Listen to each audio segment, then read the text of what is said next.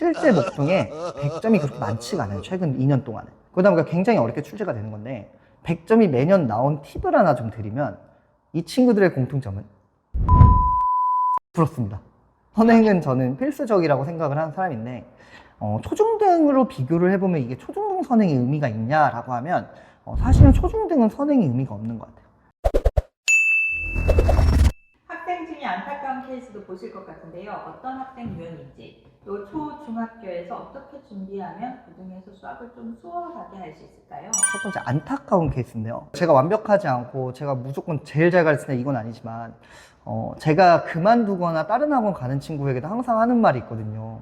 그 감정 기복 없는 꾸준한 노력이 되게 중요하다 그러는데 요새는 목동에 그 대형 학원들도 많이 들어오고 대치동에서의 학원들도 많이 들어오다 보니까 선택지가 굉장히 많아지고 어머님들 볼 때는 더 좋은 학원들이 많이 보이시긴 하는 것 같은데 제가 말씀드리고 싶은 건 꾸준한 노력이 진짜 중요하다고 생각이 들어요.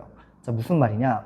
요새 학생들은 뭔가 진득하게 하나의 강좌를 선택했으면 그 강좌를 선택해서 꾸준하게 실력을 쌓아가는 게 되게 중요한데 사실 제일 안타까운 부분은 학원을 자주 바꾸는 경우들이 되게 많더라고요. 저는 제 수업을 듣지 않고 다른 수업을 들어도 그 수업을 꾸준히 들었을 때는 옮겨 다니는 것보단 좋다고 굉장히 생각이 들어요. 왜냐면 목동에서 어느 정도의 수업을 잘 하시는 분이라고 하면 커리큘럼과 그 컨텐츠가 탄탄할 거거든요. 그럼 그게 당장의 결과가 안 나오더라도 조급해하지 말고 뭔가 채워나가고 호흡을 맞춰가면서 한 3, 4개월, 길게는 6, 7개월, 1년 이렇게 쌓였을 때는 결과가 안 나오기가 오히려 힘든 수업들이 더 많잖아요. 근데 이제 최근에 목동에도 학원을 옮겨 다니는 문화들이 굉장히 많아진 것 같고 제가 2010년대 중반과 후반에 수업을 할 때는 사실 이런 문화가 좀 많이 없긴 했거든요. 근데 최근에 좀 많이 선택지가 생기다 보니까 생긴 것 같아요. 그래서 이 안타까운 케이스라 하면 뭔가 하나의 커리큘럼으로 진득하게 가는 게 옮겨 다니는 것보단 좋은데 자꾸 이게 안 되는 친구들이 너무 많은 것 같다. 왜? 당장 어렵고 결과 안 나오면 조급하니까. 이해는 되지만 제가 한 번 더 말씀드리면 이런 부분은 하나를 믿고 가는 게 제일 좋습니다. 그럼 여기서 더 중요한 건 뭘까요? 강좌를 선택하는 게 제일 중요하겠죠. 제 강좌를 들으란 말이 아니라 학생마다 맞는 강좌가 있고 학생마다 필요한 수준의 강좌가 있습니다. 이거를 알아보는 게 제일 중요하고 뭔가 요새는 이제 마케팅이라는 게 좀 잘 돼 있어서 막 먹을 거 주고 상품 주고 이런 것도 되게 많은 것 같고 뭔가 비주얼적으로 되게 중요한 것 같긴 한데 뭐 그런 것도 중요하겠지만 학생의 동기부여로는 그보다 중요한 건 우리 학생에 맞는 제가 아까 말씀드린 우리 학생 수준보다 한 스텝 좀 높으면서도 따라갈 수 있는 강좌를 잘 선택해서 그 커리큘럼을 정확히 알아본 다음에 그걸 차분히 밟는 게 막 옮겨 다니는 것보다 좋은 것 같아요. 이런 부분이 일을 하면서 좀 제일 아쉽다라는 생각이 많이 들고 제가 이제 실제로 그 온라인에도 올라가는데 실명 공개는 좀 그렇지만 6등급에서 80점 맞은 친구도 있거든요. 1년 만에. 저의 이제 지인의 제 자녀분인데 지인이라도 제가 더 봐주지 않았어요. 그 친구 같은 경우는 처음에는 이제 학원 선택을 하는데 레벨이 안 맞을 정도로 힘들어하는 친구였는데 결국에는 80점을 맞아서 저도 신기하긴 한 게 그 친구 같은 경우는 어려운 강좌지만 저를 선택했고 그러다 보니까 이제 제 수업을 어떻게까지 했냐면 아이패드로 복습 영상을 다 스크린샷 찍어서 판서를 외워서 공부하더라고요. 아, 그런 거 보면 진득하게 맞는 강좌를 선택했을 때는 되긴 된다. 이걸 매년 많이 보다 보니까 우리 아이의 지금 등급과 상관없이 좀 진득하게 갔으면 좋겠고 물론 최상위권 친구들은 최고로 컨텐츠가 많은 강좌를 선택하는 게 좋긴 하겠죠. 하지만 2, 3등급이나 3, 4등급 친구들은 빌드업을 하는 게 제일 중요하기 때문에 뭔가 진득하게 들을 수 있는 그런 강좌가 중요하고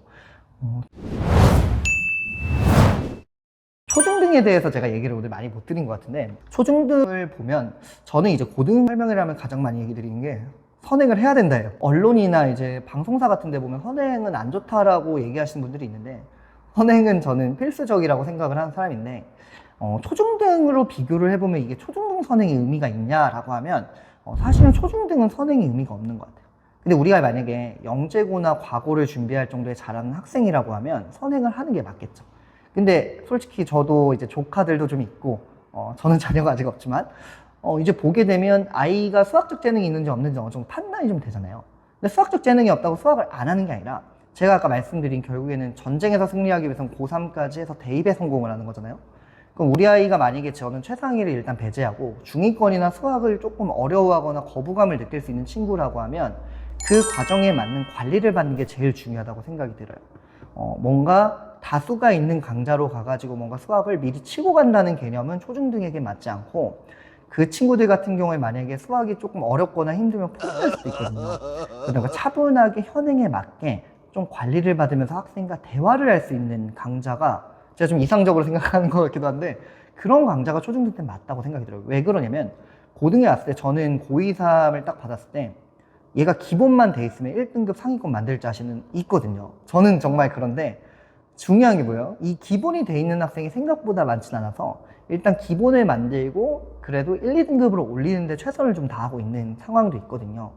근데 만약에 초중등 때 기본만 돼 있고 예를 들면 수학의 기본적인 관계만 거부감 없이 이해하고 있다고 하면 사실 고등에 와서 좋은 수업을 들으면 제가 볼 때는 많은 성장을 할 수 있기 때문에 급하게 가지 말고 뭔가 관리형으로 갔으면 좋겠고, 마지막으로 덧붙이자면 제가 예전에 고1, 2 2010년대 할 때도 많이 들은 건데 영재과고 준비를 했다는 거에 의미를 부여하는 경우들이 많은데 사실은 정말 우리 아이가 영재과고를 가는 게 맞는지를 좀 보시는 게 제일 좋으면서, 그 학생이 만약에 좀 수학을 어려워하는데 무조건 준비를 하게 되면 오히려 스텝이 꼬이는 경우들이 좀 많더라고요. 고등학교 왔을 때 뭔가 많이 배웠는데 아이가 수학의 흥미도 좀 떨어져 있고, 물론 저는 부모님의 마음이나 학생의 마음이 다 이해가 되긴 하지만 아이가 최종적으로 고3까지 수학을 잘하기 위해서는 중등 때는 수학의 흥미가 떨어질 일이 없어야 된다. 그래서 좀 우리 아이가 수학적 재능이 좋지 않으면 좀 관리받고 뭔가 소통을 하면서 좀 이렇게 수업을 잘 받는 게 중요하다고 생각이 듭니다.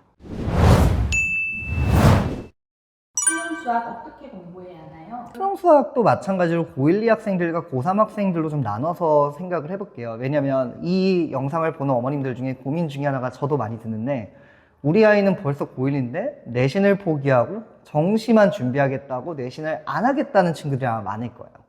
근데 다른 과목은 제가 전문가가 아니다 보니까 뭐 정확한 얘기는 어렵지만 수학 같은 경우에는 내신과 수능의 격차가 거의 사라졌습니다. 이게 제일 중요해요. 그러니까 무슨 말이냐, 정시를 준비한다고 내신을 버린다는 거는 앞뒤가 맞지가 않은 얘기가 되는 거죠. 그래서 다른 과목은 모르겠지만 우리 아이 솔직히 말씀드리면 목동에서는 90% 이상이 거의 정시와 논술로 가게 될 텐데, 여기서 중요한 건 정시 대비를 할 수밖에 없는데 고1, 2 학생이 그렇다고 정시 준비를 한다고 할 때 마땅히 할 게 없습니다. 고3 수능 강좌 태클을 탈 수도 없고 그 시간도 없거든요. 그러다 보니까 가장 중요한 건 내신 대비를 가장 신경 쓰는 게 수능 대비가 됩니다. 고1, 2 학생들은. 왜?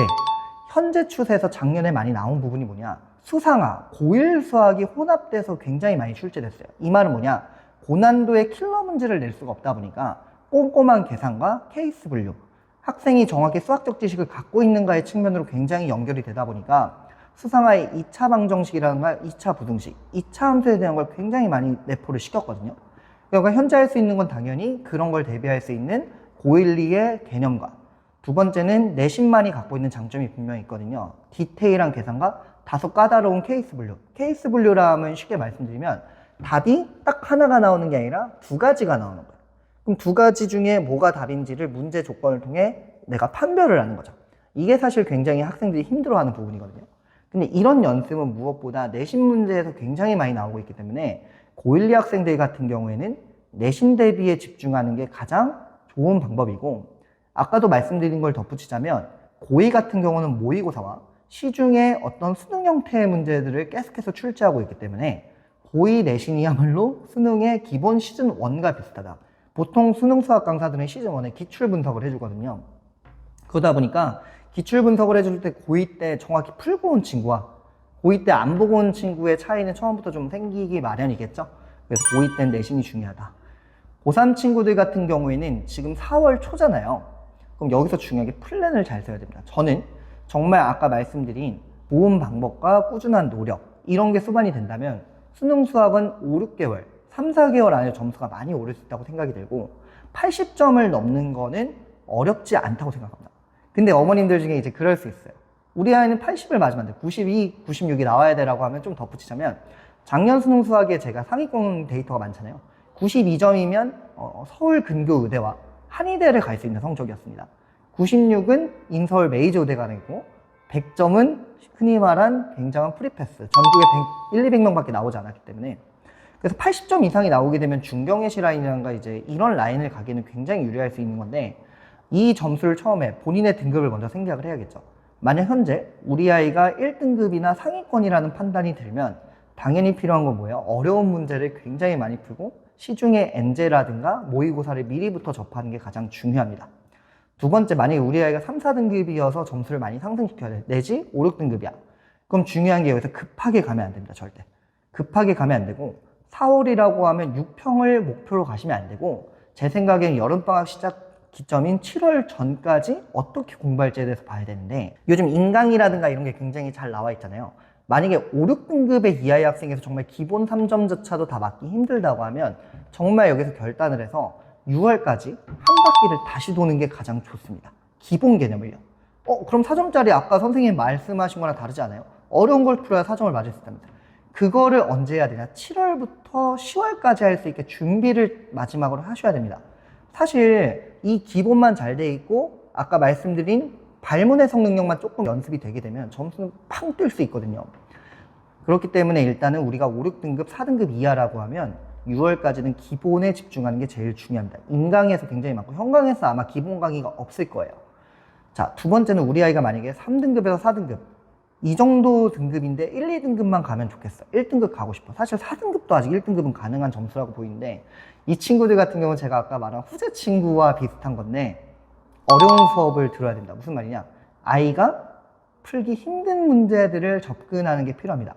당장 1, 2주 수업할 땐 내가 얻는 게 없고 자꾸 시간 놓치는 것 같고 한두 문제 푸는데 시간이 오래 걸리는 것 같아. 약간 비효율적이야 이렇게 생각할 수 있지만 이게 한 달이 쌓이고 두 달이 쌓이게 됐을 때는 분명히 안 한 친구와 그 결과 차이는 되게 크거든요. 그래서 일단 필요한 건 뭐냐면 3, 4등급 친구들은 정규적인 수능 강좌들 그 중에서도 조금 이제 인정이 된 강좌를 선택하셔가지고 거기서 나오는 새로운 발문의 문제들과 조금의 고난도 문제들을 풀어주는 게 제일 중요하다고 생각이 듭니다. 쉽게 말하면 시즌2 강좌들이 근데 보통은 자체 제작 문제와 기출 고난도가 섞여 있는 저뿐만 아니라 모든 수업이 그렇다 보니까 조금 난이도 있는 수업을 그래도 듣는 게 무조건 낫다. 그리고 3점짜리에 대한 꾸준한 연습은 주간지를 통해 하는 게 제일 좋겠죠. 그 다음 마지막으로만 말씀드리면 이런 부분들이 제가 각 등급에 대해서 말씀드렸지만 7월부터 가장 중요한 게 제가 작년, 재작년 100점을 다 배출을 했거든요. 근데 어머님들 그럴 수 있어요. 최상위 반 선생님이면 100점이 다 나오지 않겠냐라고 하는데 실제 목표에 100점이 그렇게 많지가 않아요. 최근 2년 동안은. 3년 전엔 되게 많았어요. 근데 제가 알기로는 작년 같은 경우는 강서 양정에도 한두 명 정도라고 제가 알고 있거든요. 그러다 보니까 굉장히 어렵게 출제가 되는 건데 100점이 매년 나온 팁을 하나 좀 드리면 이 친구들의 공통점은 모의고사를 하루에 한 개씩 풀었습니다. 근데 이거는 최상위권이 좀 가능한 부분이긴 해요. 1등급 친구들. 왜냐면 어떤 단원이든 이거를 그때그때 적시적소에 풀 수 있는 능력이 이미 있기 때문에 모의고사를 풀면서 채워지긴 하거든요. 그러면 이제 2등급, 3등급 친구들은 어떻게 해야 되냐, 4등급까지는 일주일에 그래도 모의고사를 3, 4개는 풀 수 있어야 돼요. 그럼 제가 아까 말씀드린 이 모의고사를 풀 때마다 공백을 안 느끼려면 4월부터 6월까지 아까 말씀드린 고난도에 대한 인식이 들어가줘야 됩니다. 근데 대부분의 학생들이 정말 팩트를 말씀드리면 6월까지 쉬운 강좌들이 좀 많다 보니까 7월에 실무 들어갔을 때 괴리감이 굉장히 많이 느껴져요. 난 열심히 했는데 50점, 60점이 많이 나오는 거죠. 그래서 지금은 경험을 미리 어려운 걸 해야 된다. 그 다음에 이제 5, 6등급 이하의 노베이스 친구들은 아까 말씀드린 6월까지는 그렇게 준비를 하시되 기본 수업을 다시 들으시되 7월부터 한 9월까지, 8월까지 플랜을 잡으셔서 고난도에 대한 접근을 조금은 해야 됩니다. 이렇게 하시면 될 것 같고 마지막엔 결국 실전 모의고사 경험이 제일 중요하다. 이렇게 정리하면 될 것 같습니다.